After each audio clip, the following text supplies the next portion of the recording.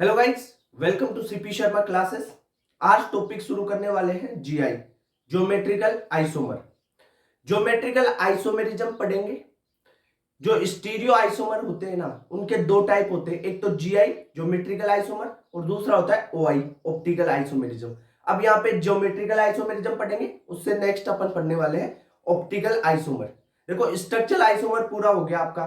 Structural isomer में tautomerism का एक पार्ट थोड़ा सा 2 मिनट का छूटा हुआ है। कौन सा? पैराटोटोमेरिज्म। जो पैराटोटोमेरिज्म है, वो पैरा पोजीशन से हाइड्रोजन रिमूव करते हैं। वो सारी चीजें मैं आपको बता दूंगा वीडियो में, लास्ट में 5 मिनट में या 10 मिनट में, ठीक है। तो अभी शुरू करते हैं अपन ज्योमेट्रिकल आइसोमेरिज्म। ओके, ठीक है। एक बात बताओ, क्या जो ज्योमेट्रिकल आइसोमर है उनका मोलिकुलर फॉर्मूला सेम रहेगा? ज्योमेट्रिकल आइसोमर होते हैं ना, चाहे कोई से भी आइसोमर हो, मोलिकुलर फॉर्मूला तो आपको क्या करना है? सेम करना ही है, ठीक है। इसमें क्या होता है, स्पेस में अरेंजमेंट चेंज होती है डबल बॉन्ड के अराउंड एटम्स की। डबल बॉन्ड के अराउंड स्पेस में एटम्स की अरेंजमेंट चेंज होती है, किसमें? ज्योमेट्रिकल आइसोमेरिज्म में।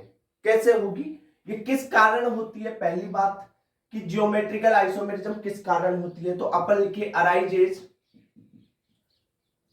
arises due to restricted rotation.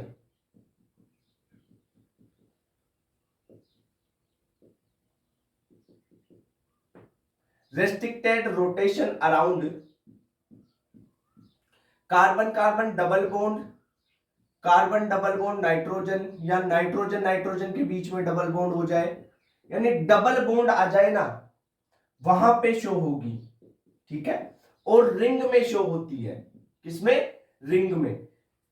Ring भी रेस्ट्रिक्टेड रोटेशन शो करती है। रेस्ट्रिक्टेड रोटेशन का मतलब क्या है? रोटेशन को रोक देना, रेस्ट्रिक्ट करना। देखो, मेरे पास एक मार्कर यानी सिंगल बॉन्ड है। अब देखना, सिंगल बॉन्ड है तो क्या कर सकता हूं मैं? इसको रोटेट आराम से कर सकता हूं ना, इनको बॉन्ड टूटेगा नहीं, आराम से रोटेट हो रही है चीजें। ओके, अगर यहां पर सिंगल बॉन्ड की जगह मैं क्या कर लूं? डबल बॉन्ड कर दूं। ये देखो, अगर ऐसा कर दिया मैंने, डबल बॉन्ड कर दिया, ये क्या हुआ? डबल बॉन्ड हो गया। अगर इसे जैसे ही मैं रेस्ट्रिक्ट रोटेट करना चाहूंगा तो ये टूट जाएगा। देखो, यहां से ब्रेक हो गया। तो यानी रेस्ट्रिक्टेड रोटेशन, रोटेशन को ये डबल बॉन्ड रोक देता है, रोटेट नहीं होने देगा, ठीक है। ऐसे देखो, क्या रोटेट हो रहा है? नहीं हो रहा ना, रोटेशन नहीं होने दे रहा। अगर इस एक बॉन्ड को निकाल दो, इस एक को निकाल दिया तो आराम से रोटेट हो जाएगा, देखो, ठीक है। तो ये चीज समझ में आई।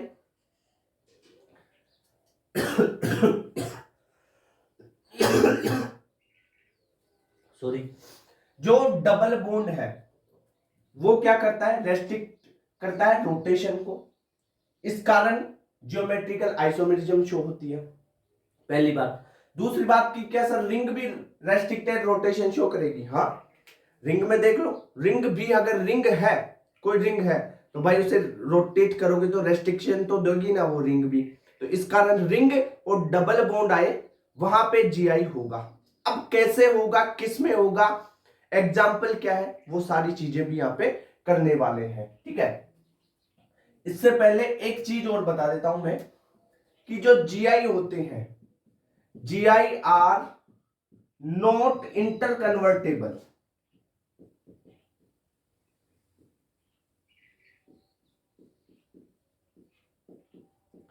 क्यों नहीं होते? ये जो जीआई होते हैं इंटर कन्वर्टेबल नहीं होते। कारण क्या है? रीजन होता है कि जो पाई बॉन्ड है, पाई बॉन्ड है इसमें, और पाई बॉन्ड की एनर्जी कितनी होगी? 62 किलो कैलोरी के लगभग होती है। ये चीज होगी। जो जीआई होते हैं ना, इन्हें डायस्टेरियोमर्स भी बोला जाता है। डायस्टेरियोमर क्यों बोला जाता है? क्योंकि ये एक दूसरे की मिरर इमेज नहीं होते हैं, मिरर इमेज नहीं होते हैं। ओके, जो ये जनरली अपन बात करें तो इन्हें डायस्टेरियोमर, डायस्टेरियोमर भी बोला जाता है, क्योंकि नॉट मिरर इमेज। अब देखो थ्योरी बता रहा हूं, एग्जाम्पल के साथ समझाऊंगा, ठीक है। अभी आप जीआई को अभी वो मत करो जज, ठीक है, 2 मिनट रुको।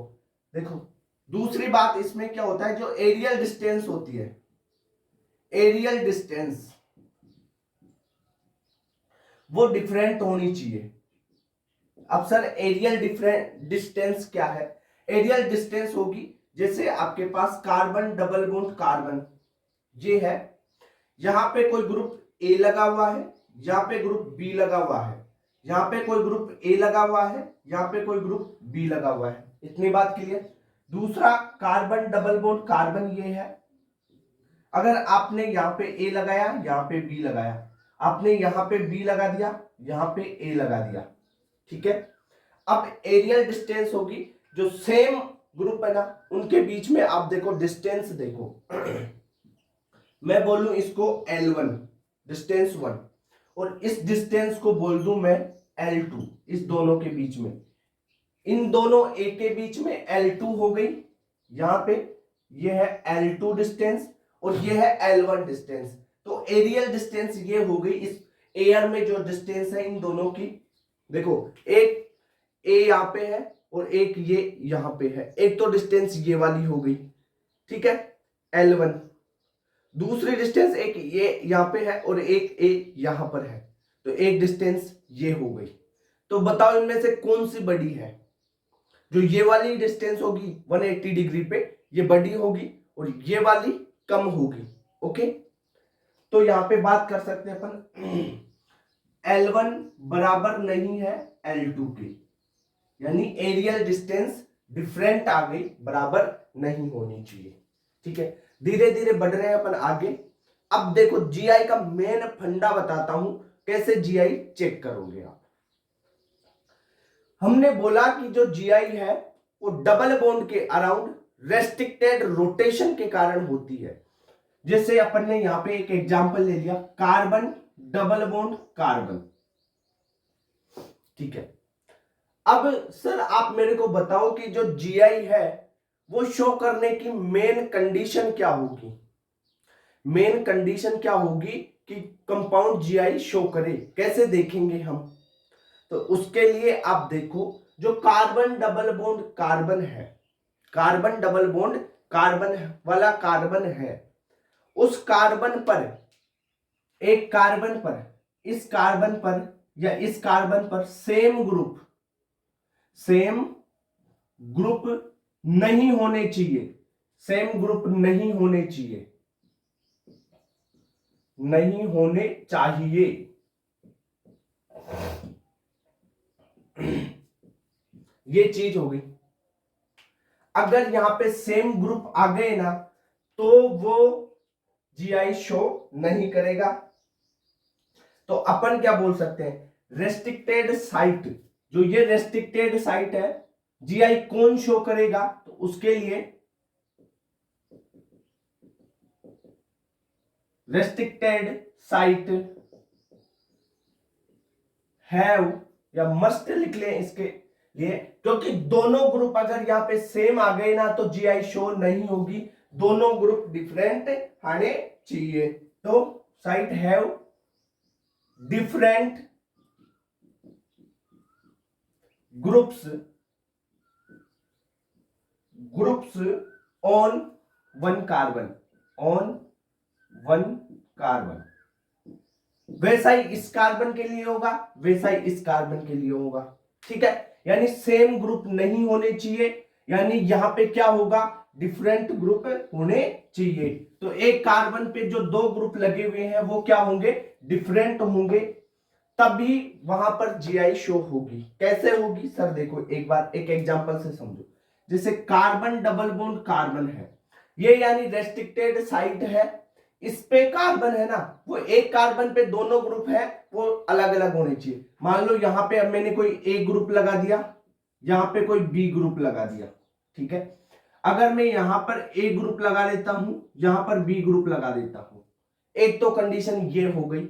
दूसरी कंडीशन की बात करूं, कार्बन डबल बॉन्ड कार्बन है, यहां पर ए लगा दिया मैंने, यहां पर ए लगा दिया मैंने, यहां पे ए लगा दिया और यहां पर बी लगा दिया, एक कंडीशन ये हो गई, ठीक है। अगर मैं इनकी बात करूं तो क्या होगा, क्या जीआई शो होगा इनमें या नहीं होगा? देखो बेसिकली बात क्या बोल रहा हूं मैं, जो ये कार्बन है ना, ये कार्बन, इस पे जो दोनों ग्रुप लगे हुए हैं वो डिफरेंट होने चाहिए, और इस कार्बन पे जो दोनों लगे हुए हैं वो आपस में डिफरेंट होने चाहिए। यहाँ पे एक ए है, दूसरा बी है, यहाँ पे दोनों डिफरेंट है, सही बात। यहाँ पे एक ए है, यहाँ पे एक बी है, दोनों डिफरेंट है, यानी ये क्या करेगा, जीआई शो करेगा। इतनी बात क्लियर हुई? बेसिक से समझा रहा हूं भाई, चीजें हाई लेवल पे ले जाएंगे अपन बाद में, ठीक है। ये बात हो गई। अब देखो यहां पर आप, यहां पर चीज है, यहां पे ए है, यहां पे बी है, मान लो दोनों डिफरेंट है, ए और बी, कोई दिक्कत नहीं है, यहां पे तो डिफरेंट है, बट यहां पे देखो ए है और दूसरा भी ए है, तो ये जीआई शो नहीं करेगा। जो बोथ कार्बन है उन पे क्या होना चाहिए, ग्रुप लगा हुआ है वो डिफरेंट होना चाहिए। इतनी बात क्लियर? तब वहां पे क्या होगा, जीआई शो होगा। यानी एक पे अलग अलग है और दूसरे पे सेम आ गया, नहीं होगा भाई, दोनों पे अलग अलग होने चाहिए। तो डिफरेंट या वन कार्बन का मतलब है कि एक एक कार्बन पे, ईच कार्बन कर लो या बोथ कार्बन कर लो। बोथ वन का मतलब क्या था, इस वन पे और इस वन पे, दोनों पे अलग अलग होने चाहिए, ठीक है। इतनी बात क्लियर हो गई? तो ये बात हो गई आपकी। अब देखो एग्जांपल से समझते हैं इसको। अरे ये तो पता चल गया ना आपकी, कौन जीआई शो करेगा कौन नहीं करेगा। जैसे अपन बात करें कार्बन डबल बॉन्ड कार्बन, यहां पे लगा दिया मैंने CH3 ग्रुप, यहां पे लगा दिया C2H5, यहां पर CH3 लगा दिया और यहां पर C2H5 लगा दिया। अब बताओ क्या ये जीआई शो करेगा या नहीं करेगा? ये जीआई शो करेगा। क्यों करेगा, कारण क्या है? देखो इस कार्बन को देखो, इस कार्बन पे दोनों ग्रुप अलग अलग है, ये ग्रुप और ये ग्रुप, ये मेथिल वाला है और ये एथिल है, दोनों ग्रुप अलग अलग है। दोनों ग्रुप एक कार्बन पे अलग है और इस कार्बन पे भी दोनों अलग अलग है। आप ऐसे मत सोचो कि यहाँ पे CH3 है, यहाँ पे भी CH3 है, C2H5 दोनों, ये भी और ये भी सेम, अरे ऐसे नहीं होता। इस कार्बन पे दोनों अलग होने चाहिए, इस कार्बन पे दोनों अलग होने चाहिए, तभी वो कंपाउंड जीआई शो करेगा। ओके, जीआई शो कर देगा। चलो इतनी बात हो गई। अब अपन बात करें आगे, जैसे CH3, C double bond C bond, यहां पे C2H5 कर दिया, यहां पे CH3 कर दिया और यहां पे CH3 कर दिया। अब इस कंपाउंड को बताओ क्या ये जीआई शो करेगा? प्राइमरी कंडीशन पता होनी चाहिए भाई, वो चीज सिखा रहा हूं कि जो कार्बन है, जैसे ये कार्बन है और ये कार्बन है, डबल बॉन्ड के अराउंड जो रेस्ट्रिक्टेड रोटेशन वाले कार्बन है उनको देखो रेस्ट्रिक्टेड साइड पे, ये इस कार्बन पे दोनों ग्रुप अलग होने चाहिए, इस कार्बन के दोनों ग्रुप अलग होने चाहिए, ठीक है। इस कार्बन के दोनों ग्रुप CH3 और CH3 सेम है और सेम ग्रुप आ गए तो जीआई शो नहीं करेगा, सेम ग्रुप आ गए तो जीआई शो नहीं करेगा। इतनी बात क्लियर? तो यहां पे हो गया जीआई शो ये कंपाउंड नहीं करेगा, ठीक है।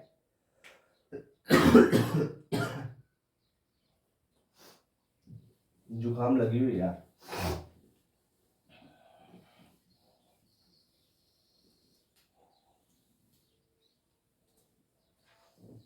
जैसे अपन आगे बढ़े हैं, कुछ एग्जांपल्स और करते हैं।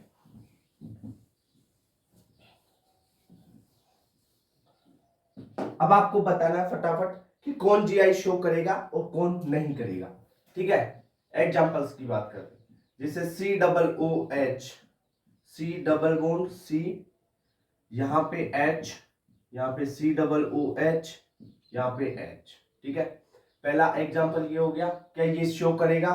तो इसका बढ़ा के बताना है, ठीक है।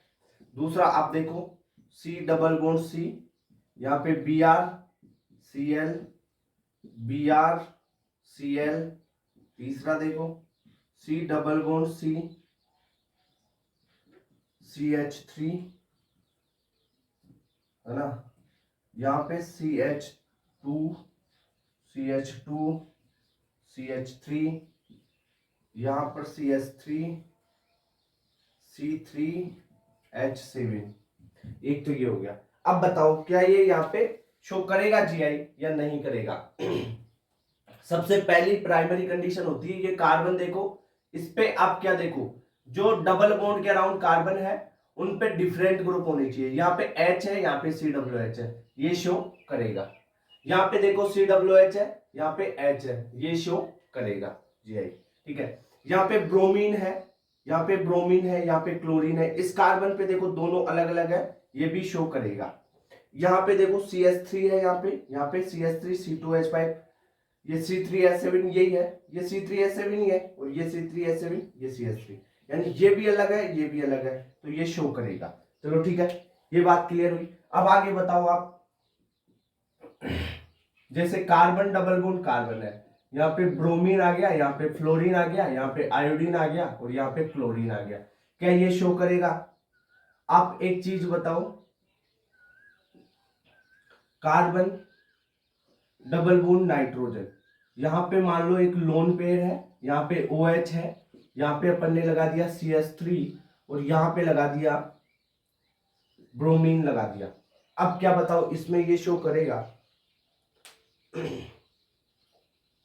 देखो पहले इसकी बात कर लेते हैं। यहाँ पे ब्रोमीन फ्लोरीन दोनों अलग अलग है, तो और आयोडीन और क्लोरीन दोनों अलग अलग है, शो करेगा। इसकी बात करते हैं, देखो नाइट्रोजन यानी डबल बॉन्ड के अराउंड देख लो आप, दोनों जो कार्बन है या नाइट्रोजन है ऑक्सीजन जिसपे, यहाँ पे तो लोन पेयर है, ये तो है लोन पेयर, और यहाँ पे OH ग्रुप है, दोनों डिफरेंट है। ठीक है ना, चीजें डिफरेंट है। इस नाइट्रोजन पे, इस कार्बन पे देखो एक CH3 है, दूसरा ब्रोमीन है, यानी यहाँ पे भी डिफरेंट है, तो ये शो जीआई शो करेगा, जीआई देगा। ठीक है, अपन ये जो ऑक्जिम वाले कंपाउंड है, सिन एंटी पढ़ते हैं ना, वो चीजें इनमें आती है, वो डिटेल में देखने वाले हैं उनको। तो जीआई कौन शो कर रहा है, कौन नहीं शो कर रहा है, ये पता चला बेसिक चीज। चलो ठीक है, अब आते हैं अपन कुछ एग्जांपल्स और देखते हैं। जैसे 6, ये आपके पास एक रिंग है, यहां पे क्लोरीन लगा हुआ है, यहाँ पे हाइड्रोजन लगा हुआ है, यहाँ पे ब्रोमीन, और यहाँ पे हाइड्रोजन। क्या ये रिंग शो करेगी जीआई या नहीं करेगी? रिंग में कैसे देखना है, कार्बन को देख लो, ये दोनों है, इस कार्बन पे दोनों ग्रुप अलग अलग होने चाहिए, या एक ब्रोमीन है एक हाइड्रोजन है, सही है। इस कार्बन पे एक क्लोरीन है एक हाइड्रोजन है, तो ये जीआई शो कर जाएगी। ओके, चलो आगे बढ़ते हैं।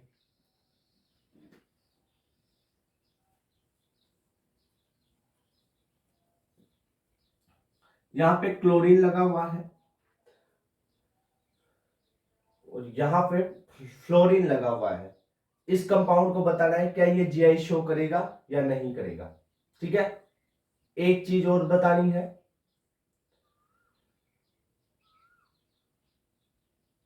यहां पे ब्रोमीन, यहां पे ब्रोमीन, और यहां पे फ्लोरीन लगा हुआ है। अब बताओ इन दोनों को बताना है।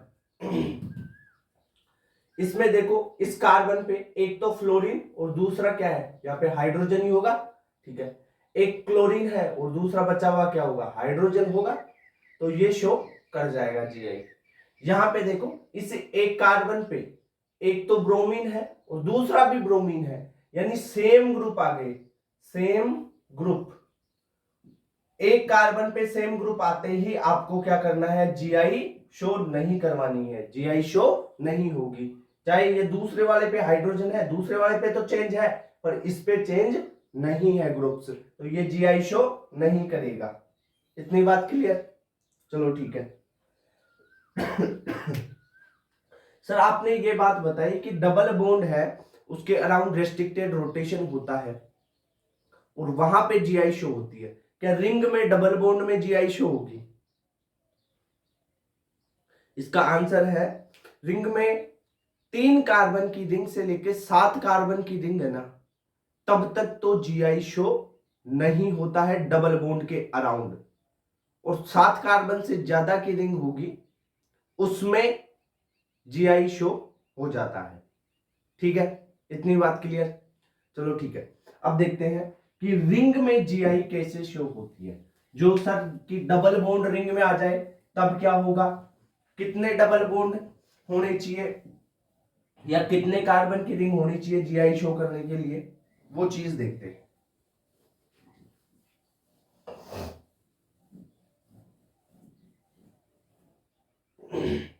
देखो जनरली देखो, एक चीज बताऊं, C3 से यानी 3 कार्बन से लेके 7 कार्बन तक की रिंग है ना, रिंग वो डबल बॉन्ड के अराउंड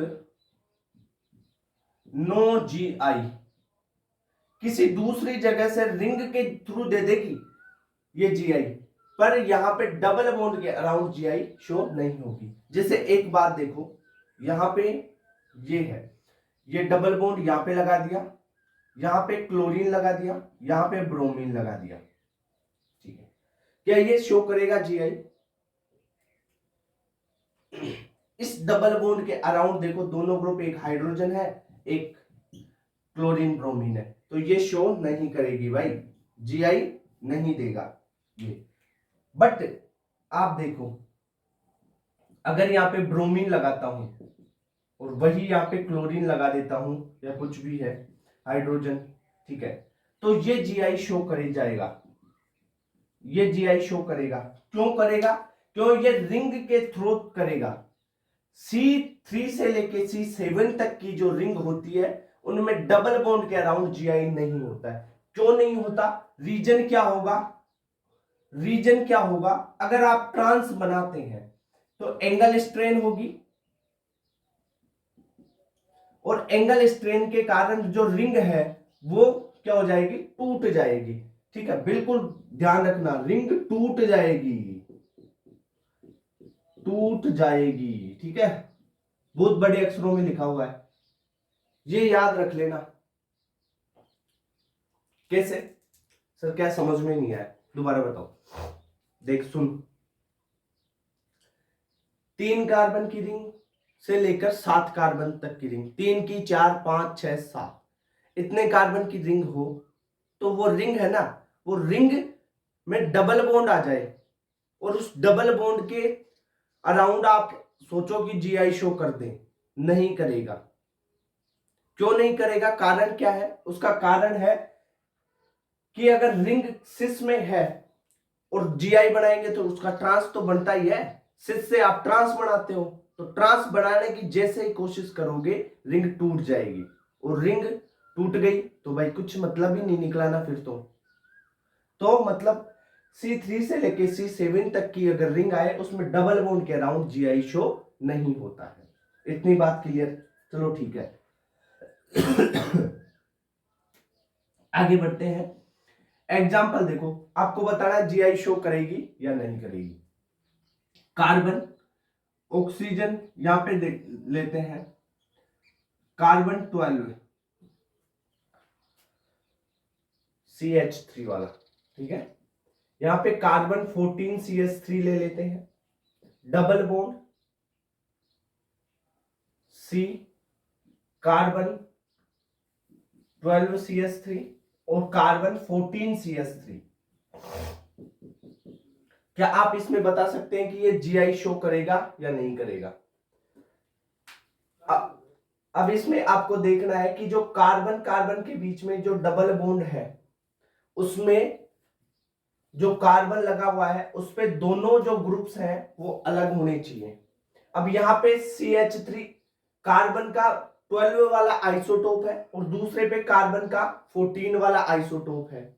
ठीक है, तो जो 12 वाला आइसोटोप है और 14 वाला आइसोटोप है ना, दोनों डिफरेंट है। तो आइसोटोप अगर आ जाए तो उनको डिफरेंट मानना है, आइसोटोप आ गए तो डिफरेंट मानोगे। क्वेश्चन को नोट्स में लिख लेना ये। तो कार्बन 12 वाला CH3 अलग है, कार्बन 14 आइसोटोप वाला CH3 अलग है, तो यहां पे ये क्या करेगा? ज्योमेट्रिकल आइसोमेरिज्म शो करेगा। ठीक है, इतनी बात क्लियर हो गई। चलो ठीक है, आगे बढ़ते हैं। जैसे यहाँ पे अपन एक एग्जांपल लें रिंग का। एक रिंग है, यहां पे आपको क्लोरीन दिया हुआ है, यहां पे फ्लोरीन दिया हुआ है, यहां पे ब्रोमीन दिया हुआ है, और यहां पर आपको क्लोरीन नहीं CH3 लगा दिया मान लो। अब आपको बताना है कि क्या ये रिंग जीआई शो करेगी या नहीं करेगी, इस रिंग के बारे में बताना है। देखो सबसे पहले देख लो, रिंग आए ना तो 3 से 7 तक की रिंग देख लेना है, उसमें डबल बॉन्ड के अराउंड तो होगा ही नहीं। ठीक है, चलो इसमें देखते हैं हम।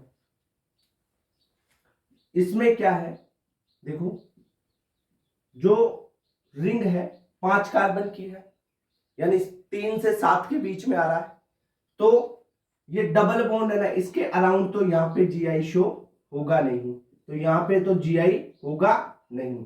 बट ये रिंग में दूसरी जगह पे देखो, यहाँ पे इस कार्बन और इस कार्बन पे कोई डबल बॉन्ड नहीं है, और यहाँ पे ब्रोमीन है, एक हाइड्रोजन है, CH3 है और एक हाइड्रोजन है। ये रिंग यहां से जीआई शो कर जाएगी, तो रिंग टोटल रिंग तो जीआई शो करेगी, जीआई शो करेगी, पर इस डबल बॉन्ड के थ्रू नहीं करेगी, यहां पे रिंग के थ्रू कर जाएगी, रिंग के थ्रू यहां पे देखो। ठीक है, इतनी बात क्लियर। तो आपको ये फंडा पता चला कि बेसिक चीज क्या है, जीआई कब शो करेगी रिंग या कंपाउंड, और कब शो नहीं करेगा। देखो एक बार एक चीज रिवाइज करवा दूं, जीआई कौन शो करेगा, डबल बॉन्ड के पे जो कार्बन है ना आपके पास, एक कार्बन और दूसरा कार्बन, इस एक कार्बन पे जो दोनों ग्रुप लगे हुए हैं दोनों डिफरेंट होने चाहिए। ये दोनों ग्रुप डिफरेंट है इस कार्बन पे लगे हुए, और इस कार्बन पे भी जो दोनों ग्रुप लगेंगे वो दोनों भी डिफरेंट होने चाहिए आपस में, तब वो जो कंपाउंड है वो जीआई शो करेगा। इतनी बात क्लियर। चलो ठीक है, अब अपन जो जीआई है कुछ बोलते हैं जीआई का टाइप या जीआई का नोमेनक्लेचर, जैसे सिस हो गया, ट्रांस हो गया, सिन हो गया, एंटी हो गया, ई हो गया, जेड हो गया, इनके बारे में डिस्कस करने वाले हैं। ठीक है, एक बार ये पॉइंट है ना C3 C7 वाला, ये नोट्स में ऐड करो आप। अब बात करते हैं कुछ स्पेशल केस, जैसे क्यूमलिन्स हो गए, स्पाइरेन हो गए, कुछ बाइसाइक्लो कंपाउंड हो गए, क्या उनमें भी जीआई शो होती है।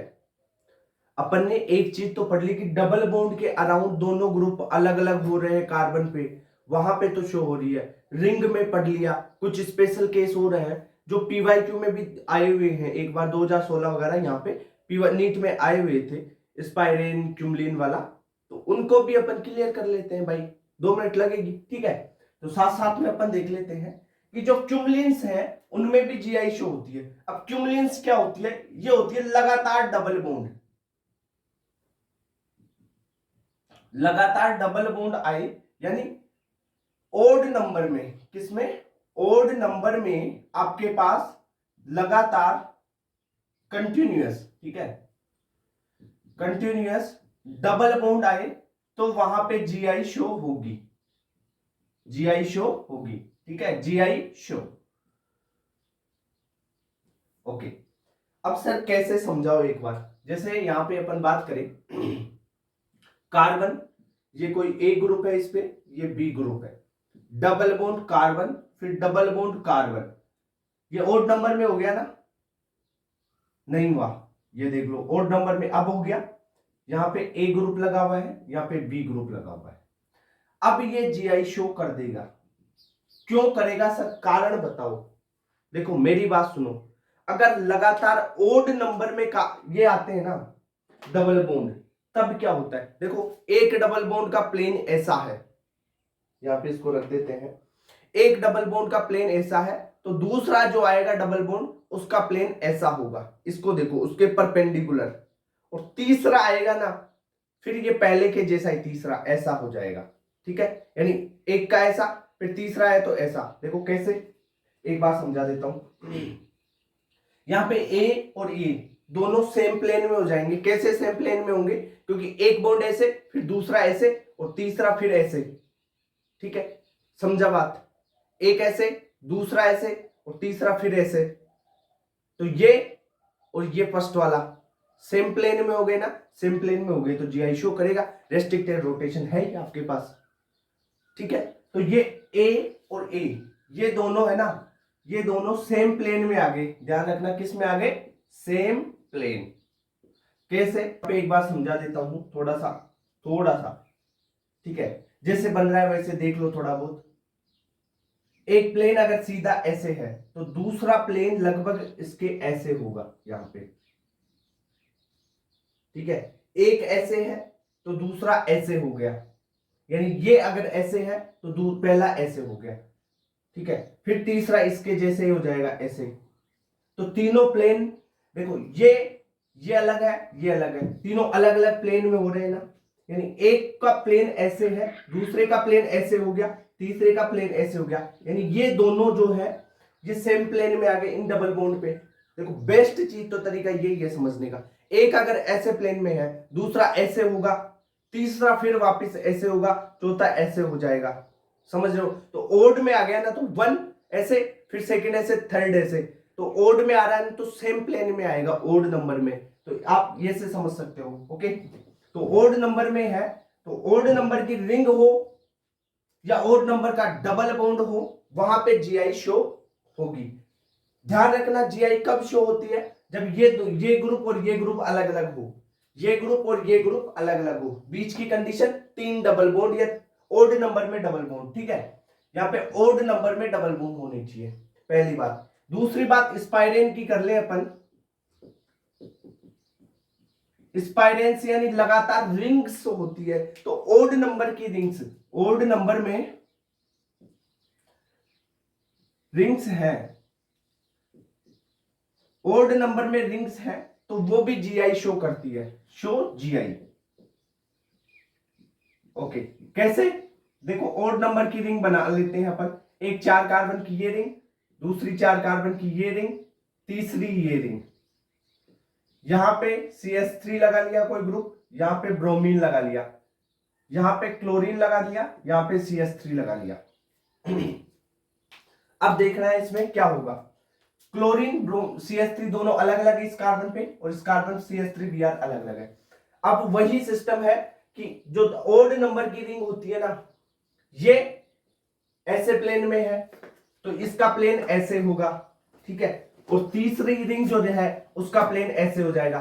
तो जो रेड वाला और ग्रीन वाला है, देखो दोनों का प्लेन सेम हो गया ना, प्लेन सेम हो रहा है तो जीआई शो कर देगा। बीच में रेस्ट्रिक्टेड रोटेशन रिंग के कारण आ ही रहा है, और यहाँ पे इस कार्बन पे दोनों ग्रुप लगे हुए अलग अलग है, इस कार्बन पे दोनों ग्रुप अलग अलग है। इसमें भी देख लो, ये डबल बॉन्ड इस प्लेन में है, ये वाला ब्लैक वाला ये वाला डबल बॉन्ड बीच वाला ब्लैक कार्बन, ब्लैक पेन में देखो ये ऐसे है, और तीसरा वाला ऐसे हो जाएगा। तो ये देख लो ऐसे, ठीक है। तो ये ग्रीन और रेड सेम प्लेन में आ गए ना, तो सेम प्लेन का मतलब हो गया कि जीआई शो करेगा। प्लेन में आ गई बाई रिंग या डबल बॉन्ड, ठीक है।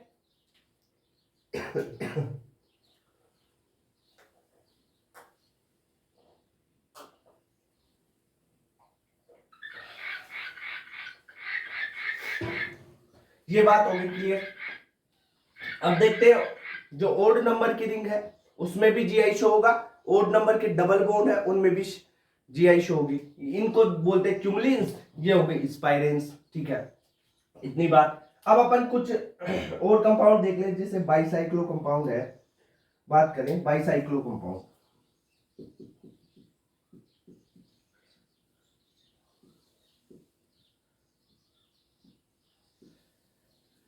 डेकालीन की बात कर लें, 10 कार्बन की चेन, 10 कार्बन की रिंग वाली डेकालीन बनती है, 10 कार्बन की रिंग। कैसे, 1 2 3 4 5 6, ठीक है, ठीक है, ठीक है, ठीक है, 7 8 हो गया, 9 हो गया, 10 हो गया।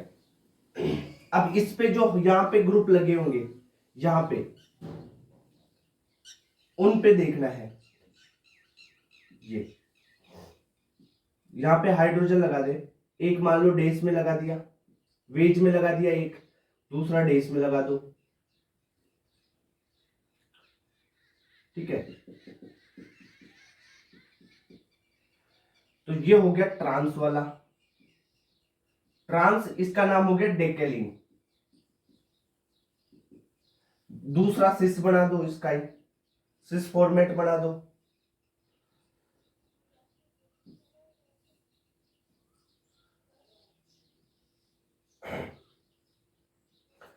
एक यहां से इसको भी वेज में रख दो, और इसको भी यहां पे जो हाइड्रोजन है वेज में रख दो, इस हाइड्रोजन को भी, इसको भी। तो ये हो गया सिस, सेम में है तो सिस डेकालीन। ठीक है, ये बात हो गई। अब अपन बात करते हैं, जो एक चीज अपन ने पढ़ी थी कि C3 से लेके C7 तक, C3 से लेकर C7 तक, यानी 3 कार्बन से 7 कार्बन की रिंग डबल बॉन्ड के अराउंड GI शोर नहीं करती है। तो क्या सर C7 से ज्यादा की रिंग करेगी? हाँ करेगी भाई। C7 से ज्यादा की रिंग बनाओ तो वो GI शो करेगी। ओके, डबल बॉन्ड के अराउंड। वैसे तो GI शो 3 रिंग की भी कर रही है, 4 की भी कर रही है, डबल बॉन्ड के अराउंड की बात कर रहा हूं मैं। ओके, इतनी बात क्लियर। चलो ठीक है, अब अपन बात करते हैं सिस ट्रांस, जो है ज्योमेट्रिकल आइसोमर है, उनमें पढ़ने वाले हैं सिस ट्रांस ZE और सिन NT। ठीक है,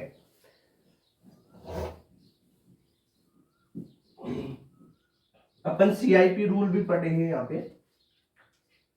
देखो, जो ज्योमेट्रिकल आइसोमर है, इसके टाइप बोलो या इसका नोमेनक्लेचर बोलो। पहला टाइप अपन पढ़ेंगे cis and trans. Cis and trans क्या होते हैं, कैसे देखते हैं, सारी चीजें कर लेंगे। दूसरा अपन पढ़ेंगे E एंड जेड। थर्ड अपन पढ़ने वाले हैं सिन एंड एंटी। ओके, तो पहले सबसे पहले सिस और ट्रांस की बात कर ले।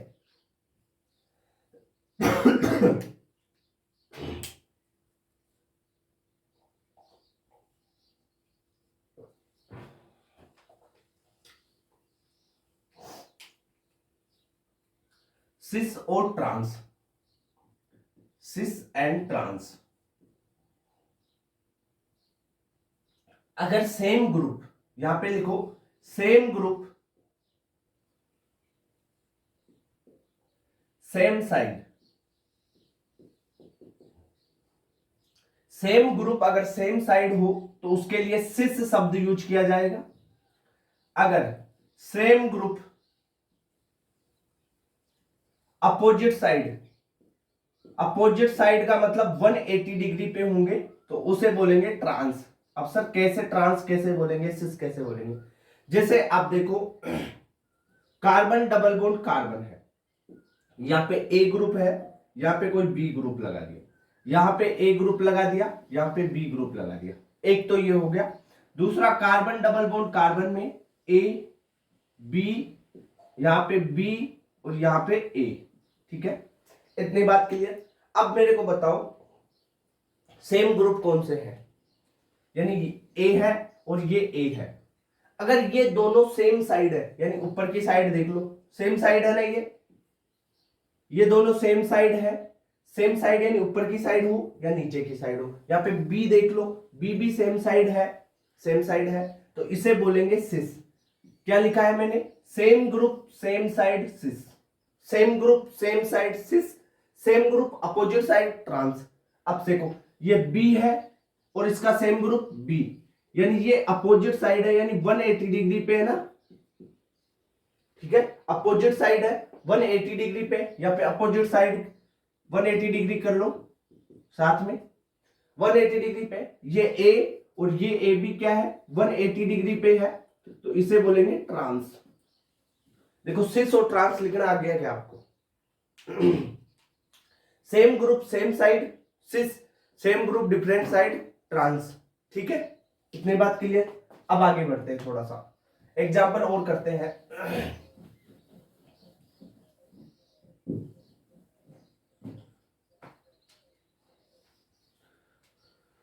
जैसे COOH, carbon double bond carbon COOH, यहाँ पे हाइड्रोजन है, यहाँ पे हाइड्रोजन, इसको बताना है। एक बताना है COOH,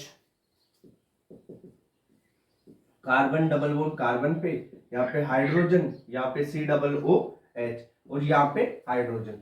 अब आप बताओ, अब इसमें आप देखो COOH ग्रुप और ये COOH ग्रुप सेम साइड है, तो इसे बोलेंगे सिस, और फ्यूमेरिक एसिड, ये सिस हो गया, ये हो गया ट्रांस। ओके, इतनी बात क्लियर। सिस और ट्रांस आपके समझ में आया? ठीक है, अब आकर अपन आगे बढ़ते हैं। सिस ट्रांस तो आपको देखना आ गया कि सेम ग्रुप सेम साइड हो तो सिस, और सेम ग्रुप अगर डिफरेंट साइड हो तो वो ट्रांस। जैसे एक एग्जांपल और करवा देते हैं। यहाँ पे कार्बन डबल बॉन्ड कार्बन पे आप देखो, यहाँ पे ब्रोमीन लगा हुआ है, यहाँ पे आयोडीन लगा हुआ है। अगर यहाँ पे मैं ब्रोमीन लगा दूं और यहाँ पे आयोडीन लगा दूं तो ये क्या होगा? इसमें देखना है सेम ग्रुप, जैसे ब्रोमीन और ब्रोमीन सेम साइड है, ऊपर की साइड है, तो ये हो गया सिस। अब इसका ट्रांस बनाना चाहो तो कैसे बनाओगे? जो ब्रोमीन है एक को तो दूसरे को 180 डिग्री पे कर दो, ठीक है, ये हो गया इसका ट्रांस। ये कौन सा होगा? ट्रांसफॉर्म हो गई इसकी। ओके, अब नेक्स्ट है ई और जेड कॉन्फ़िगरेशन पे अपन चलते हैं।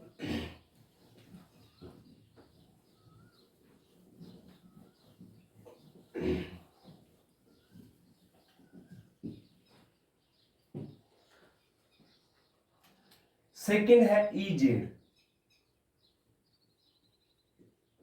देखो ई जेड, ई का मतलब है एंटाजन और जी का मतलब होता है जुस्सामेन। ई का मतलब एंटाजन, यहां पे लिख देता हूं,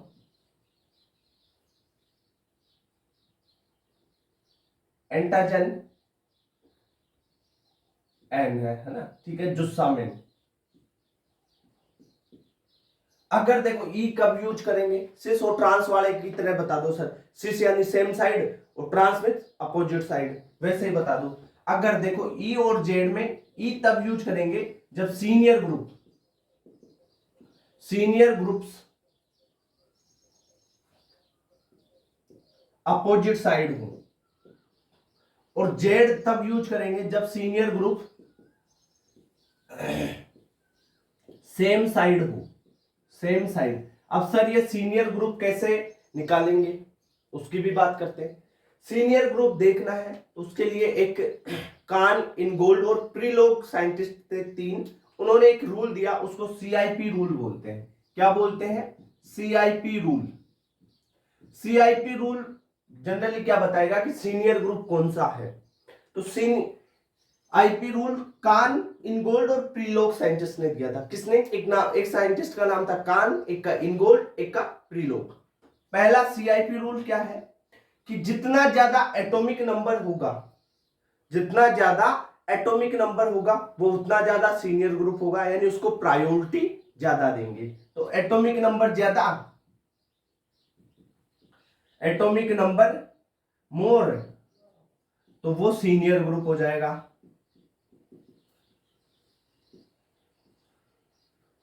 सीनियर ग्रुप मतलब उसकी प्रायोरिटी मोर हो जाएगी। कैसे? इसमें नंबर देके करेंगे अपन। जैसे यहां पे अपन बात करें, एक तो OH है और दूसरा CH3 है। अब इसमें एटॉमिक नंबर किसका ज्यादा है? ऑक्सीजन का 8 पे है और कार्बन का कितना है? 6 है। तो प्रायोरिटी किसकी ज्यादा हो गई? OH वाले की। तो OH वाले को 1 नंबर दे दो और CH3 को 2 नंबर, यानी ये 1 नंबर पे आ जाएगा और ये 2 नंबर पे आ जाएगा। सीनियर ग्रुप कौन सा? OH वाला। इतनी बात। अगर सर हमारे को सेम दे दिया जाए, पहला जो ये लेटर है वो यहाँ पे भी कार्बन ही होता तो क्या करते? तो आप दूसरा लेटर देखो, जैसे यहाँ पे बात करते हैं NO2 आ गया एक, है ना, दूसरा रूल, और एक हो गया आपके पास NH3। सर इसमें भी नाइट्रोजन है और इसका भी एटॉमिक नंबर नाइट्रोजन है, तो सेम हो गया, 7 नंबर पे आ गए दोनों। अब क्या करना है? सेम आ जाए ना, तो नेक्स्ट वाले पे चले जाओ। नेक्स्ट वाला देखो ऑक्सीजन है, ये 8 नंबर पे आता है। इसमें नेक्स्ट वाला क्या है? हाइड्रोजन, ये 1 नंबर पे आता है। तो यानी प्रायोरिटी किसकी ज्यादा हो गई? इसकी प्रायोरिटी NO2, ऑक्सीजन है तो इसकी प्रायोरिटी ज्यादा हो गई। इतनी बात clear. CIP rule second rule नियम, ठीक है इसका। अब थर्ड रूल की बात करें, CIP रूल में चल रहे हैं थर्ड पॉइंट।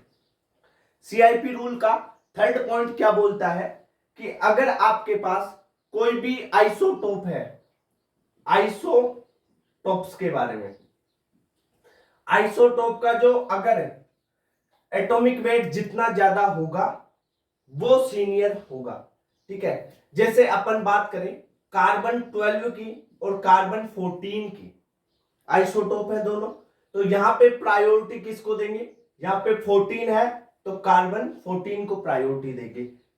इतनी बात क्लियर। ये चीज आइसोटोप में लागू होती है। फोर्थ है कि अगर sir double bond triple bond आ जाए तो ट्रिपल बॉन्ड को प्रायोरिटी ज्यादा, फिर डबल बॉन्ड को और फिर सिंगल बॉन्ड को। ये फोर्थ रूल हो गया। भाई थ्योरी दिखाने से अच्छा है कि मैं पॉइंट्स में समझाऊं आपको। यहाँ पे ऐसे थोड़ा लिखाऊंगा कि ट्रिपल बॉन्ड की प्रायोरिटी ज्यादा है, अरे इससे ही समझ जाओगे। ट्रिपल बॉन्ड की प्रायोरिटी ज्यादा, सेकंड डबल बॉन्ड की प्रायोरिटी उससे कम, फिर सिंगल बॉन्ड की उससे कम।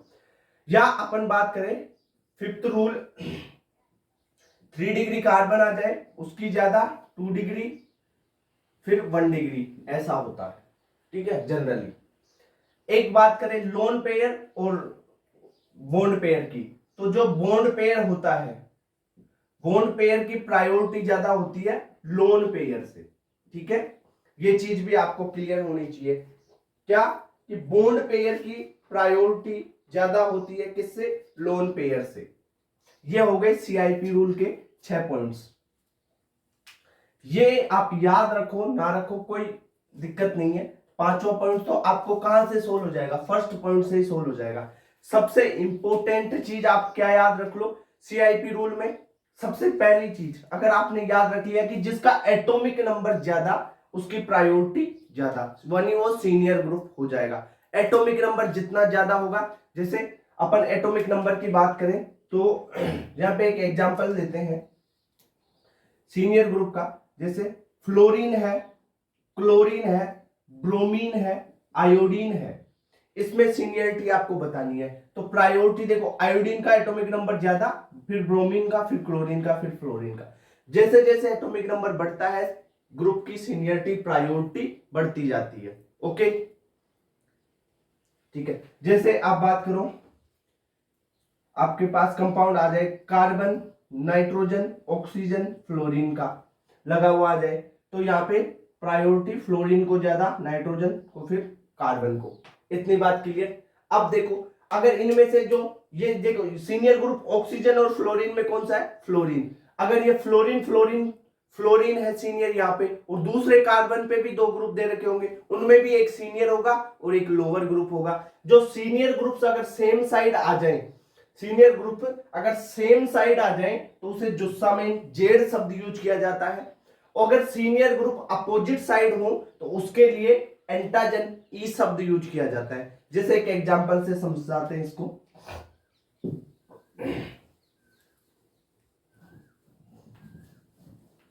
CIP रूल कान, इनगोल्ड और प्रीलोग 3 साइंटिस्ट थे, उन्होंने दिया था ये। इसमें ध्यान क्या रखना है कि एटॉमिक नंबर का ध्यान रखना है। जितना ज्यादा एटॉमिक नंबर हो गया, और सारी रूल्स याद रहे या ना रहे, एटॉमिक नंबर का याद रहना चाहिए, ठीक है। जैसे एग्जांपल की बात करते हैं अपन, CH, यहां पे ब्रोमीन, चलो हाँ ब्रोमीन, यहां पे क्लोरीन, डबल बॉन्ड तो CH हट जाएगा, कार्बन, यहां पे क्लोरीन आ गया और यहां पे फ्लोरीन आ गया। एक तो ये है। दूसरा अपन बात करें ब्रोमीन, क्लोरीन, कार्बन, फ्लोरीन और यहां पे क्लोरीन दे दो। अब इसमें बताना आपको कि E कौन सा है और Z कौन सा है। सर आपने E और Z क्यों लिखा, जब देखो अपन ने क्या कर रखा था, सिस और ट्रांस में तो सेम ग्रुप आ रहे थे। अब यहाँ पे चारों ग्रुप या 3 ग्रुप डिफरेंट हैं, तो जहां पे सिस और ट्रांस फेल हो रहा है तब आप E और Z पे आ जाओ। यानी सिस और ट्रांस में ग्रुप सेम थे, यहाँ पे ब्रोमीन है तो यहाँ पे भी ब्रोमीन होगा, और दोनों सेम साइड में तो सिस लगा देते थे। अब यहाँ पे देखो यार, ग्रुप ये अलग अलग हो रहे हैं, यहाँ पे ब्रोमीन, यहाँ पे फ्लोरीन, यहाँ पे क्लोरीन, यहाँ पे क्लोरीन, 3 ग्रुप अलग अलग हैं, तब आप ई जेड पे आ रहे हो। ठीक है, अब बात करते हैं ई कौन सा है, जेड कौन सा है। सबसे पहले आपको सीआईपी रूल में प्रायोरिटी वाला ऑर्डर ध्यान रखो। देखो ब्रोमीन का एटॉमिक नंबर ज्यादा है तो ये सीनियर ग्रुप हो गया, इसको 1 नंबर दे दिया, चलो ठीक है। जो क्लोरीन है, क्लोरीन में और ब्रोमीन में सीनियर कौन सा हो गया, ब्रोमीन, तो इसको 2 नंबर दे देते हैं। ठीक है, अब इस कार्बन पे देखो, इस कार्बन पे इंडिविजुअल फ्लोरीन है और क्लोरीन है, दोनों में से एटॉमिक नंबर किसका ज्यादा, क्लोरीन का ज्यादा, तो इसको 1 नंबर दे दिया। फ्लोरीन का कम है तो इसको 2 दे दिया। अब देखो जो सीनियर ग्रुप है, यानी जो ब्रोमीन है और क्लोरीन है, सीनियर ग्रुप सेम साइड, तो उसे बोल देंगे जेड। क्लियर बात। अब देखो यहां पे ब्रोमीन और क्लोरीन में देखो, ब्रोमीन का एटॉमिक नंबर ज्यादा, क्लोरीन का कम, तो ब्रोमीन सीनियर ग्रुप हो गया। यहां पे फ्लोरीन का कम और क्लोरीन का ज्यादा, फ्लोरीन कम है और क्लोरीन का ज्यादा, तो उसे 1 नंबर यानी सीनियर ग्रुप दे दिया अपन ने। 1 का मतलब सीनियर और 2 का मतलब है लोअर, कैसे भी कर सकते हो आप, यहाँ पे सीनियर लिख के और यहाँ पे लोअर लिख के भी कर लो। अब देखो सीनियर ग्रुप कौन से, ब्रोमीन और क्लोरीन है ना, दोनों डिफरेंट है, अपोजिट है, 180 डिग्री पे है, तो इसको क्या बोलोगे, ई बोलोगे। ठीक है, जैसे अपन एग्जांपल एक और ले लेते हैं, कार्बन डबल बॉन्ड कार्बन है, यहां पे NO2 लगा हुआ है, यहां पर CH3 लगा हुआ है, यहां पे क्लोरीन लगा हुआ है और यहां पे ब्रोमीन लगा हुआ है। एक तो ये है, दूसरा इसका बताओ, दूसरा अपन बनाते हैं, यहां पे NH3 लगा हुआ है, यहां पे NO2 लगा हुआ है, यहां पे CH3 लगा हुआ है और यहां पे क्लोरीन लगा हुआ है। अब बताओ, देखो सबसे पहले प्रायोरिटी ऑर्डर देख लो, यहां पे नाइट्रोजन है और यहां पे CH3 कार्बन है। नाइट्रोजन ज्यादा होता है ना, एटॉमिक नंबर इसका 7 होता है, इसका कितना होता है, 6 होता है ना, तो सीनियर ग्रुप कौन सा हो गया, सीनियर NO2 वाला हो गया, 1 नंबर इसको दे दो। इसमें देखो क्लोरीन और ब्रोमीन में ज्यादा किसका है एटॉमिक नंबर, ब्रोमीन का, भाई FClBr होता है ना, तो ब्रोमीन का ज्यादा है ना नंबर, तो इसको ये सीनियर हो गया, यहाँ पे 1 लिख दो, या S भी लिख सकते हो, सीनियर भी लिख सकते हो, कुछ आपकी मर्जी है, जैसे आप तरीके से जिससे लिखना चाहो। जो सीनियर ग्रुप है देखो ये दोनों क्या है, 180 डिग्री पर है, तो इसे ई बोलेंगे, क्या बोलेंगे, ई बोलेंगे। ओके, यहां पे आ जाओ, यहां पे भी नाइट्रोजन, यहां पे भी नाइट्रोजन। अब अगर सेम आ जाए ना तो नेक्स्ट वर्ड पे स्विच कर जाओ, यहां पे हाइड्रोजन और यहां पे ऑक्सीजन, हाइड्रोजन और ऑक्सीजन में किसकी प्रायोरिटी ज्यादा, ऑक्सीजन की, तो इसे 1 नंबर दे दो। CH3 में यहां पे कार्बन और Cl में क्लोरीन, भाई Cl में C और L मत ले लेना, Cl क्लोरीन होता है, ठीक है, कहीं आप C और C करते जाओ, H और L करते जाओ, ABCD नहीं करना है, ये ऑर्गेनिक केमिस्ट्री है। ठीक है, तो यहाँ पे Cl का मतलब क्लोरीन, तो ये तो है, कार्बन तो 6 नंबर पे और क्लोरीन आ गया 17 नंबर पे आता है ना, तो एटॉमिक नंबर किसका ज्यादा है, क्लोरीन का ज्यादा है, तो ये सीनियर हो गया यहाँ पे, और यहाँ पे कौन सीनियर हो गया, NO2। देखो दोनों सीनियर सेम साइड है, ये सेम साइड का मतलब क्या हो गया, जुस्सा में, तो इसे जेड लिख देंगे। ठीक है, ई और जेड समझ में आया, बिल्कुल क्लियर। ठीक है, अब आगे बढ़े, सिन और एंटी कैसे निकालते हैं वो भी देख लेते हैं।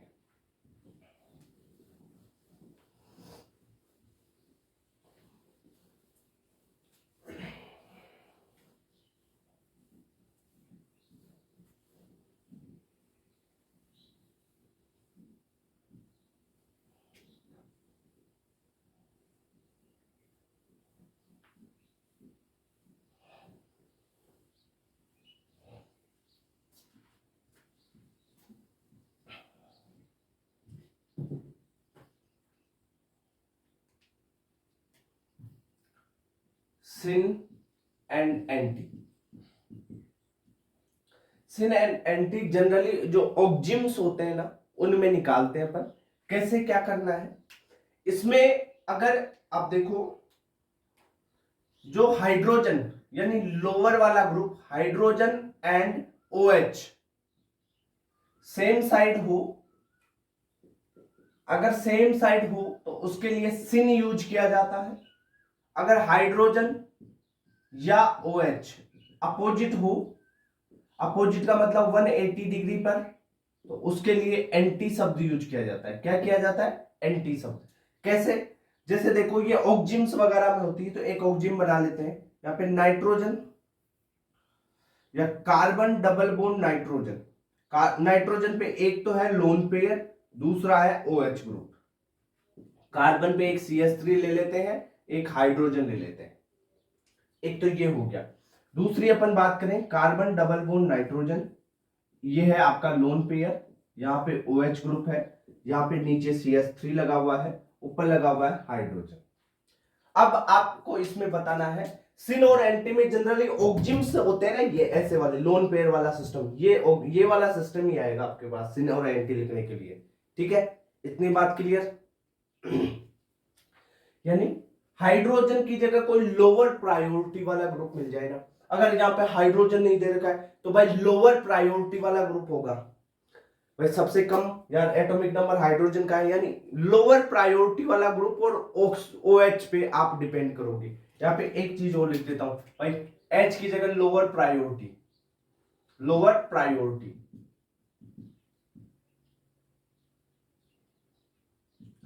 प्रायोरिटी वाला ग्रुप भी अगर मिल जाएगा हाइड्रोजन या लोअर प्रायोरिटी वाला OH के साथ में, आप उसको देख लेना। ठीक है, अब कैसे देखते हैं? यहां पे देखो हाइड्रोजन और OH दोनों सेम साइड है, तो इसके लिए आप यूज करोगे सिन। ठीक है, मैं पहले ही बता चुका कि लोन पेयर और OH दोनों अलग अलग ग्रुप है इस नाइट्रोजन पे, तो ये GI शो करेगा। यहाँ पे आप नहीं बोल सकते कि ये GI शो नहीं कर रहा है। ठीक है, यहां पे देखो इसको कार्बन नाइट्रोजन है, डबल बॉन्ड है, सही बात है। यहाँ पे हाइड्रोजन यहाँ पे है, OH यहाँ पे है, दोनों में देखो 180 डिग्री है ना, 180 डिग्री का मतलब एंटी। ठीक है, ये बात हो गई। अब देखो आपको एक चीज और बता दूं, जैसे आप याद रखना H2N2 वाला सिस्टम होता है ना, क्या ये GI शो करता है? बताओ एक बार।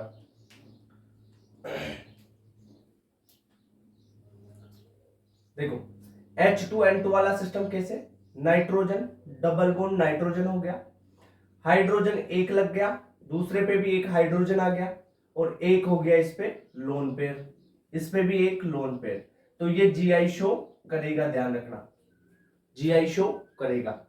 अगर यहाँ पे देखो ये दोनों सेम साइड है, ये सेम साइड है, तो सिन कर दो इसको। अगर नाइट्रोजन डबल बॉन्ड नाइट्रोजन, एक साइड लोन पेयर ऊपर है, एक साइड हाइड्रोजन नीचे है, दूसरे साइड हाइड्रोजन ऊपर, लोन पेयर नीचे, तो ये क्या हो गया? एंटी हो गया। ये सिस्टम भी आप ध्यान रख लेना। ठीक है, इतना हो गया। अब आपको एक एग्जांपल करो, देखे जैसे मेरे को बताओ आप समझ में आया या नहीं। यहां पे कर लेते हैं अपन,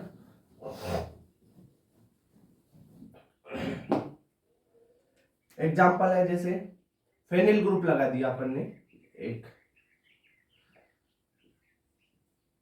ये हो गया कार्बन, यहां पर आपका हाइड्रोजन डबल बॉन्ड नाइट्रोजन, एक लोन पेयर, ये OH। एक तो ये है। दूसरा अगर बनाना चाहे तो कार्बन, यहां पे PH, ये हाइड्रोजन डबल बॉन्ड नाइट्रोजन, ये लोन पेयर, और ये OH। ठीक है, अब इसमें चेंज कर देता हूं मैं थोड़ा सा, यहाँ पे हाइड्रोजन और यहाँ पे PH। अब बताओ, अरे PH का मतलब क्या होता है समझे? पीएच का मतलब जो फेनिल ग्रुप है ना, यही है पीएच भाई। ये हो गया क्या? अब बताओ इसमें देखो इस हाइड्रोजन को और OH को देखो सेम साइड है तो सिन हो गया, हाइड्रोजन OH अलग अलग साइड है तो एंटी हो गया।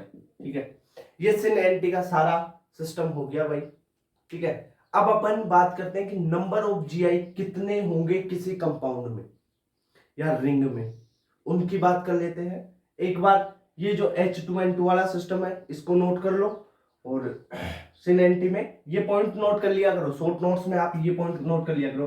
हाइड्रोजन और OH सेम साइड है तो SYN, ठीक है, अपोजिट साइड है तो एंटी, ठीक है, ये पॉइंट नोट करो एक बार।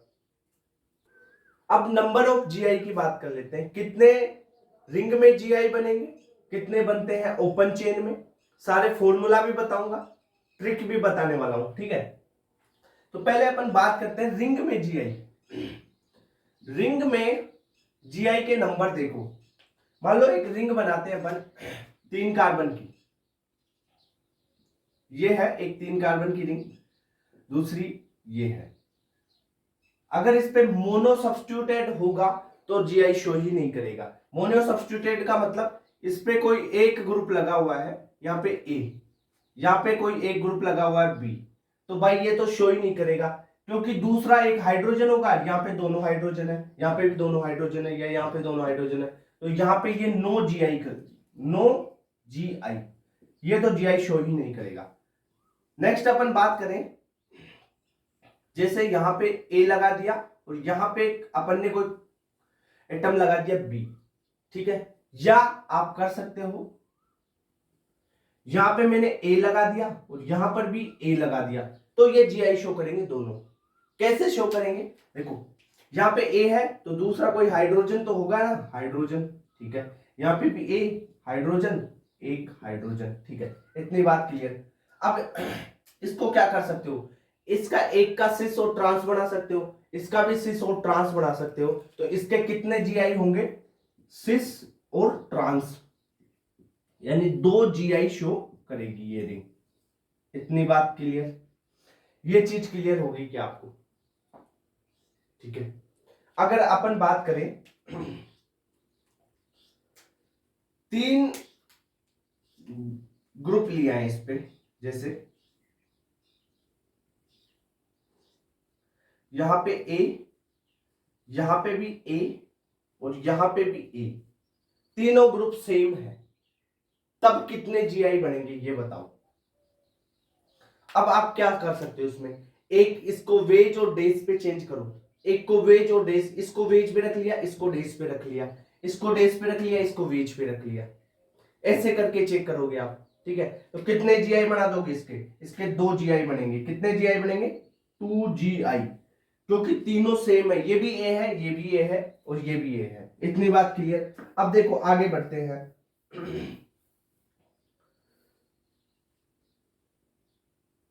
अगर ले ले अपन 3 की बात, है ना, ये लो, यहां पे A, 3 की बात कर रहे थे ना, यहां पे A और एक ले ले अपन B। अब बताओ इसमें एक A है, दूसरा कंपाउंड A है, तीसरा आपके पास एटम हो गया B। अब इसमें कितने बनेंगे, अब इसमें देखो ये दोनों तो सेम है, ये डिफरेंट है, इसको एक बार वेज डेज पे, wedge dash wedge dash wedge dash, तो इसमें कितने GI बन जाएंगे, इसके 3 GI बन जाएंगे, ठीक है। इसके कितने GI बनेंगे, इसके बनेंगे 3 GI। इतनी बात। देखो अरे एक बार तो क्या कर लो, इसको देखो बना के ही बता देता हूं, एक बार तो ये भी डेज पे, वेज पे, तीनों ही वेज पे हो गए, ठीक है। ए ये B है और ये है A, ठीक है। नेक्स्ट पे क्या क्या कर दो आप, किसी एक को डेज पे ले जाओ तो भी वो उसका GI होगा ना। इस मान लो इस A को डेज पे ले गए, ये भी वेज पे रह गया और ये भी वेज पे ही रह गया, जो वेज, ठीक है। तो ये B और ये A है, ठीक है, एक तो ऐसे हो गया। अब नेक्स्ट में क्या करोगे आप, नेक्स्ट में ऐसा कर दो, इस एक को आप ले जाओ डेज पे, वेज पे, डेज पे ले जाओ एक को, इस B वाले को, क्योंकि पहले A को ले गए थे अब B को ले गए, तो ये ले, ये A और ये A, तो कितने बन गए इसके 3 GI बन गए। ऐसे GI बना के देखना है भाई, समझ रहा है बात।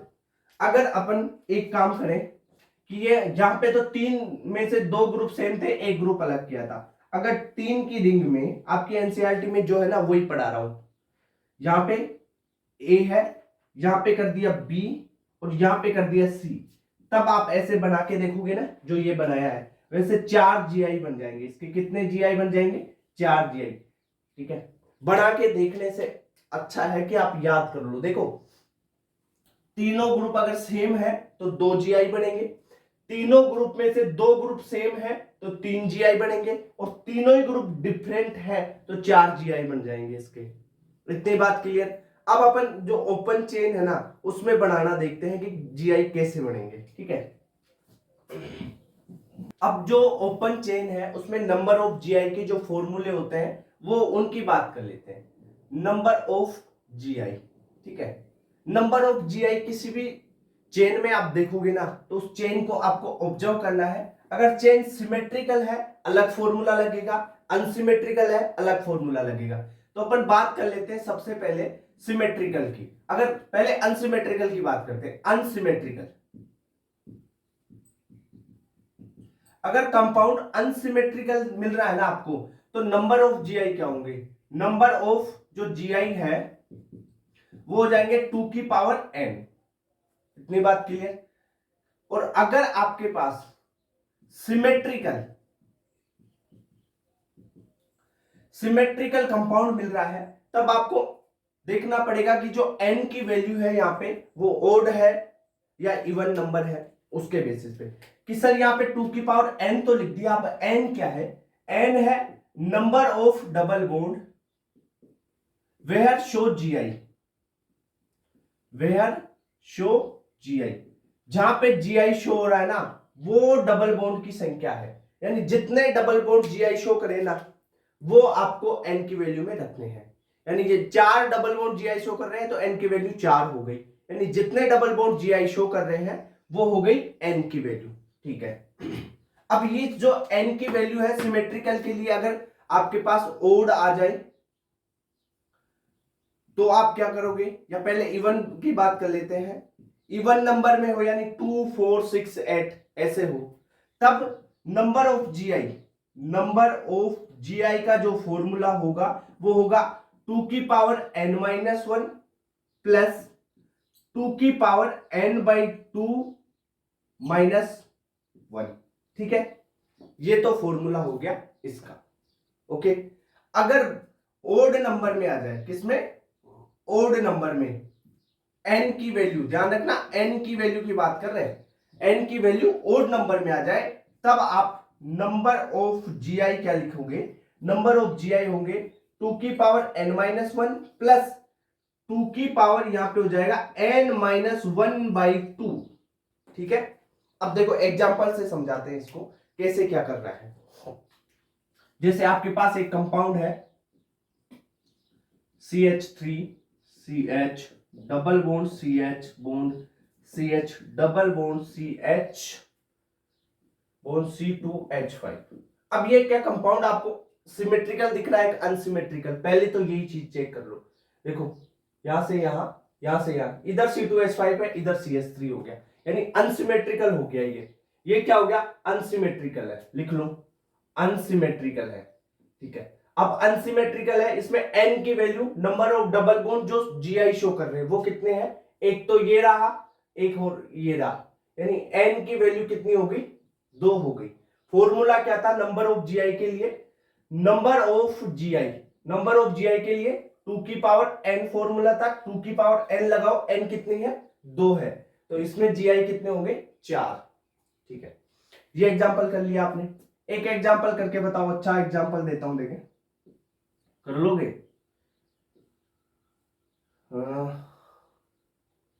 ये लो, यहां पे डबल बॉन्ड है और यहां पर डबल बॉन्ड है। अब इसमें नंबर ऑफ GI निकाल के बताओ। 1 2 3 बताओ। नहीं नहीं हुआ? हो गया? चल ठीक है, सबसे पहले क्या देखना होता है? कंपाउंड कैसा है, सिमेट्रिकल है या अनसिमेट्रिकल। ये कौन सा कंपाउंड है? ये रिंग लगी हुई इधर चेन है, अनसिमेट्रिकल लग रहा है ना? अनसिमेट्रिकल है। ठीक है, n की वैल्यू देखो, n की वैल्यू 1 2 3, 3 हो जाएगी, 3 डबल बॉन्ड है। नहीं, गलत है। देखो n की वैल्यू क्या थी? जो GI शो करने वाले डबल बॉन्ड, क्या 3 कार्बन से लेके 7 कार्बन तक की रिंग कोई डबल बॉन्ड के अराउंड GI शो करती है क्या? नहीं करती है ना, तो ये डबल बॉन्ड GI शो नहीं करेगा। यहां पे देखो इस कार्बन पे दोनों ही हाइड्रोजन लगे हुए हैं, ठीक है, दोनों हाइड्रोजन है, तो ये भी जीआई शो नहीं करेगा, यानी एक होगा, एन की वैल्यू एक है, यहां पे एक ही जीआई शो करने वाला डबल बॉन्ड है। तो फॉर्मूला लगा दो, नंबर ऑफ जीआई क्या होता है 2 की पावर एन, तो 2 की पावर एन कितना हो गया 2 की पावर 1, और ये हो गया 2 आंसर, ठीक है। इस प्रकार आप करोगे। अब देख लेते हैं अपन सिमेट्रिकल पे भी आ जाते हैं।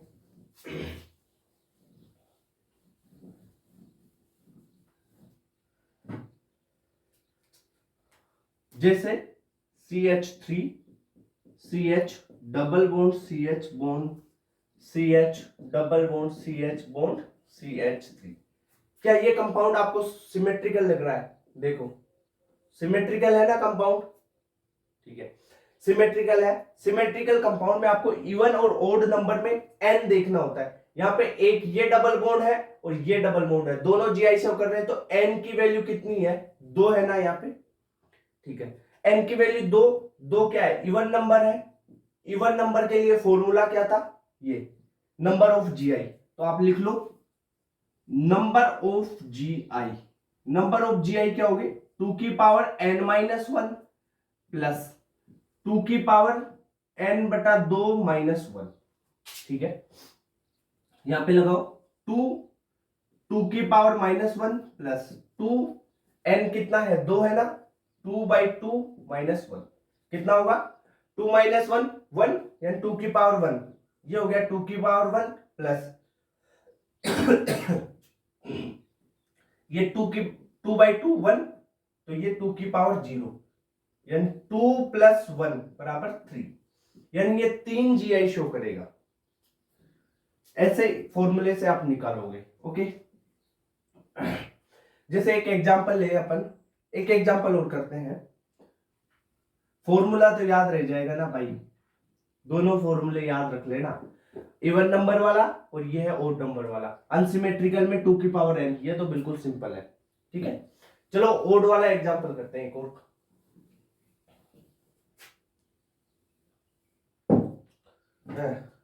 चले आगे। आप ऐसे कर लो, यहाँ पे CH double bond CH bond CH3, चलो इस कंपाउंड को देखो, ये कंपाउंड है, इस कंपाउंड में बताओ आप कितने जीआई शो करेगा ये क्या सिमेट्रिकल है या अनसिमेट्रिकल, पहली चीज तो यही होती है। ये देखो आपको क्या लग रहा है सिमेट्रिकल लग रहा है ना, सिमेट्रिकल है कंपाउंड, ठीक है, कोई दिक्कत नहीं है।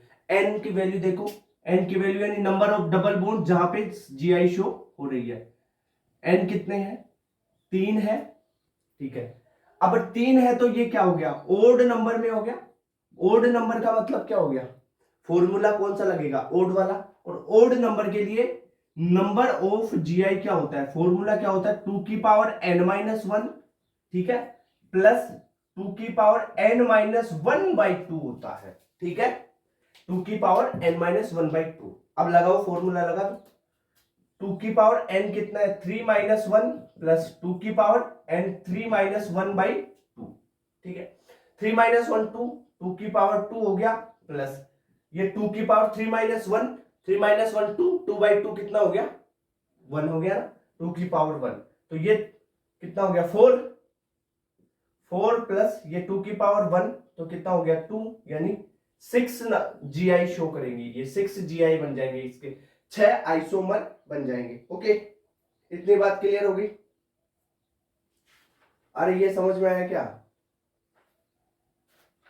चल ठीक है, अब अपन जो फिजिकल प्रॉपर्टी है सिस और ट्रांस की उनको भी देख लेते हैं, ठीक है।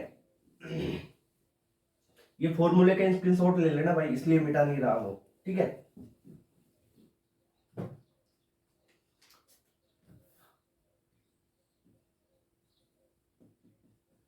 Physical properties of cis and trans, cis और ट्रांस की फिजिकल प्रॉपर्टीज की बात करते हैं, ठीक है। सबसे पहले डाइपोल मूवमेंट की बात करें अपन,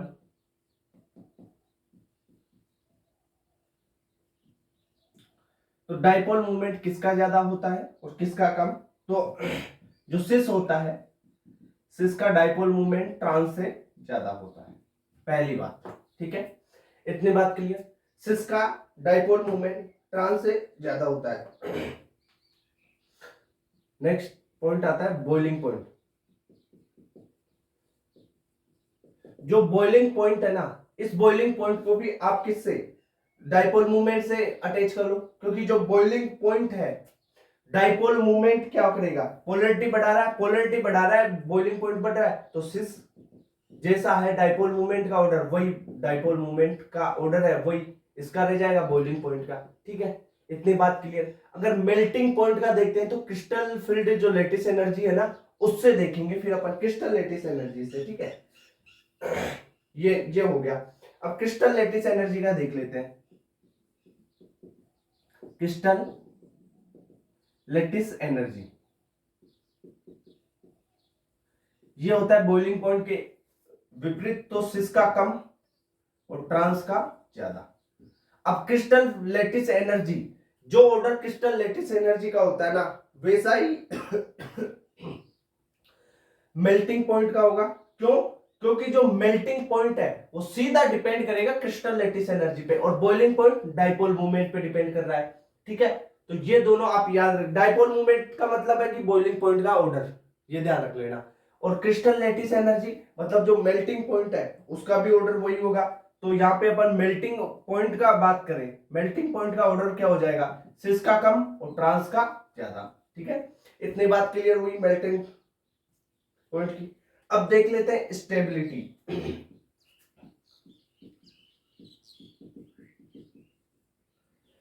तो जो सिस होता है उसकी स्टेबिलिटी कम है ट्रांस से।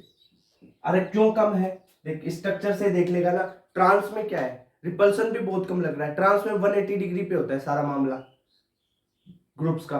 ठीक है, तो रिपल्सन कम। ये देखो सिस, सिस में 90 डिग्री होता है और ट्रांस में 180 डिग्री। तो स्टेबिलिटी किसकी ज्यादा, ट्रांस की। अगर सोल्यूबिलिटी की बात करें,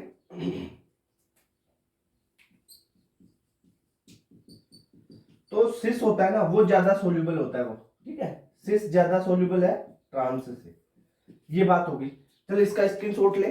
फिर वो टॉपिक बचा हुआ ना टोटोमेरिज्म में, पेरा टोटोमेरिज्म, पेरा वाला एक बार क्वेश्चन आया हुआ है पीवाईक्यू में, तो वो भी बता देता हूँ। फिजिकल प्रॉपर्टीज वाला ये इंपोर्टेंट चीज है, एनसीईआरटी की चीज है, वो लेके आया हूँ। ठीक है, और ये चीज आप देख लो, ज्योमेट्रिकल आइसोमर कैसे निकालते हैं, उनके फॉर्मूले। ठीक है, एक बार स्क्रीनशॉट लो, फिर अपन वो करते हैं। ठीक है, ले लिया।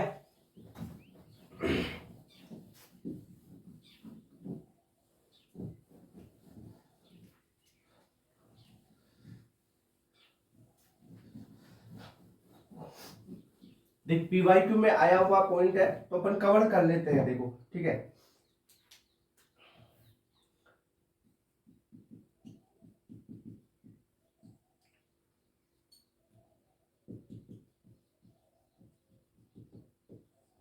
स्ट्रक्चरल आइसोमेर का टॉपिक है टोटोमेरिज्म का।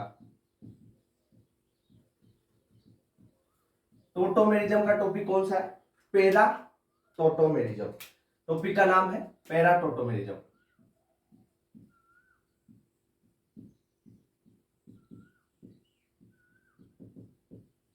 पेरा टोटोमेरिज्म बोलो, या जो अपन बात करें पहले 1-3 या 1-5 सिस्टम की बात कर ले। ठीक है, इसे 1-5 सिस्टम भी बोलते हैं। पहले अपन ने 1-3 वाला तो पढ़ लिया था सारा सिस्टम, ये 1-5 सिस्टम वाला हो जाएगा।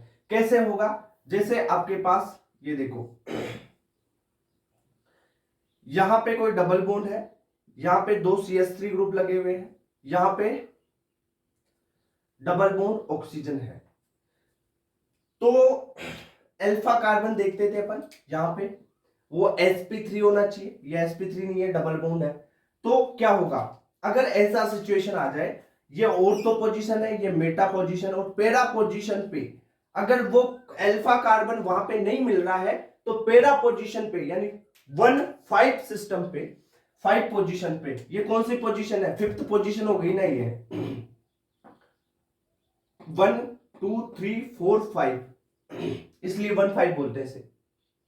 1 2 3 4 5, पांचवें नंबर से पांचवी पोजीशन पे हाइड्रोजन है और sp3 भी है, तो आप यहां से इसको हाइड्रोजन को रिमूव करके यहाँ पे टोटोमेरिज्म करवा सकते हो। ये हाइड्रोजन यहाँ पे जाएगा, डबल बॉन्ड आगे यहाँ पे जाएगा, ये डबल बॉन्ड यहाँ पे आ जाएगा। ठीक है, इतनी बात क्लियर। तो यहाँ पे ये टोटोमेरिज्म हो सकती है। क्लियर हुई बात? कैसे होगी ये देख लें। ये हाइड्रोजन यहां से छूटेगा, यहाँ पे जाएगा, तो ये तो हो गया OH। ये डबल बॉन्ड यहाँ पे आएगा, ये डबल बॉन्ड यहाँ पे आ जाएगा, तो ये डबल बॉन्ड बन गया, ये डबल बॉन्ड, ये CH3 आपका ग्रुप ऐसे रह गया। ठीक है, इतनी बात क्लियर। ये हो गया। चल आगे बढ़ते हैं। जैसे 1,5 सिस्टम से भी अगर आगे और भी मिल जाए ना तुम्हारे को, जैसे एक चीज और कर लेते हैं अपन, ये ले, पहले इसको समझ लेते हैं। ये डबल बॉन्ड ऑक्सीजन है, यहाँ पे डबल बॉन्ड, यहाँ पे डबल बॉन्ड। अब बताओ इसमें क्या पैरा टोटोमेरिज्म होगा? हाँ हो सकता है, क्योंकि यहाँ पे दोनों हाइड्रोजन है। यहां से क्या होगा, हाइड्रोजन रिमूव होगा, ये हाइड्रोजन यहाँ पे जाएगा, डबल बॉन्ड ये यहाँ पे, ये डबल बॉन्ड यहाँ पे। ठीक है, तो टोटोमेरिज्म कैसे हो रहा है इसमें, ये देखो। यहां पे तो ऑक्सीजन के साथ H आ गया, डबल बॉन्ड ये वाला यहां पे आ गया, और ये वाला डबल बॉन्ड यहां पे चला गया, एक ये चला गया, ये ले फिनोल बन गया। ओके, तो टोटोमेरिज्म करवा देना आपको ऐसे। समझ में आई ये चीज? समझ में आई क्या? अब एक चीज और देख लो, 1,5 सिस्टम में अगर रिंग के अलावा और कुछ आ जाए आपके पास, तो जैसे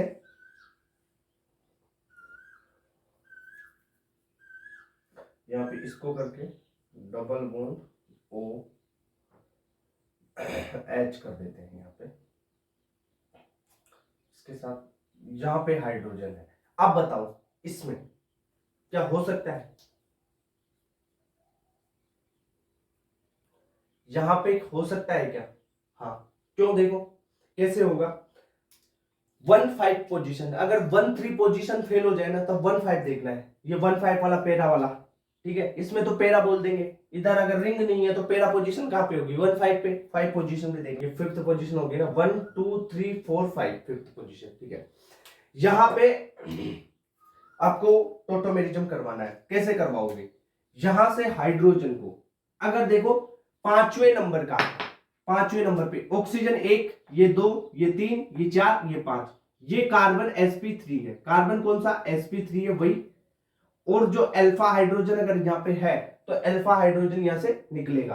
अल्फा हाइड्रोजन यहाँ पे 3 है भाई, तीनों में से एक हाइड्रोजन को यहां से यहाँ पे ले जाओ, डबल बॉन्ड यहाँ पे ये शिफ्ट हो जाएगा, ये डबल बॉन्ड यहाँ पे शिफ्ट हो जाएगा। चलो ठीक है, यहाँ पे ऐसे टोटोमेरिज्म हो जाएगी। तो ये चीज समझ में आएगा। ये लास्ट में आपका टॉपिक वहां पे बचा हुआ था, पीवाईक्यू में आया हुआ था, तो वहां पे नहीं करवाया। स्ट्रक्चरल आइसोमेरिज्म की टोटोमेरिज्म लास्ट वाला टॉपिक था ना, लास्ट में यार वो वीडियो क्या है, बड़ा हो गया था, इस वजह से पैरा टोटोमेरिज्म को छोड़ना पड़ा और यहाँ पे कंप्लीट करवा दी। कोई भी टॉपिक छूटेगा नहीं अगले लेक्चर में। अगर लेक्चर बड़ा हो रहा है तो अपन अगले लेक्चर में उसको कवर कर रहे हैं। ठीक है, तो ये बात होगी पैरा टोटोमेरिज्म की। आज जियोमेट्रिकल आइसोमेरिज्म पूरा कंप्लीट कर लिया, अपन ऑप्टिकल आइसोमेरिज्म शुरू करेंगे, फिर कन्फर्मर वगैरह उन पे चलने वाले। ठीक है, धन्यवाद।